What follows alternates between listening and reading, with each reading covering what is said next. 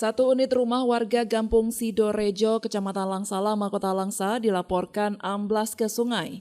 Rumah yang amblas bagian belakang ke daerah aliran sungai atau das Krung Langsa ini adalah milik Hendra Saputra, berusia 40 tahun, yang selama ini didiami oleh keluarganya. Amblasnya konstruksi rumah tersebut ke sungai, pemirsa, menyusul terjadinya abrasi yang semakin parah di bagian bantaran daerah aliran sungai Krung Langsa.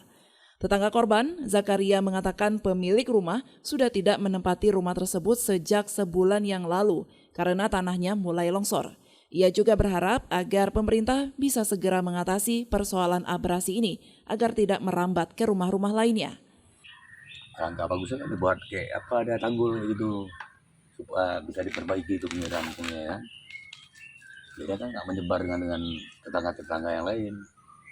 Sementara itu, Kepala Bidang Kedaruratan dan Logistik Zainal Abidin mengatakan pihaknya bersama instansi terkait sudah meninjau lokasi amblasnya rumah tersebut dan ada 2 rumah lainnya yang terancam amblas jika tidak segera diatasi. Yang memang terancam akan longsor jatuh ke sungai. Tapi sepertinya yang satu ini memang tidak bisa, tidak layak lagi nampaknya untuk dihuni. Kemudian yang 2 ini masih bisa dihuni tapi akan terancam apabila datang banjir susulan. Cuman dalam hal ini juga kami dari pihak penanggulangan bencana yaitu BPBD sudah juga melaporkan ke instansi terkait seperti Dinas PU, Dinas Sosial.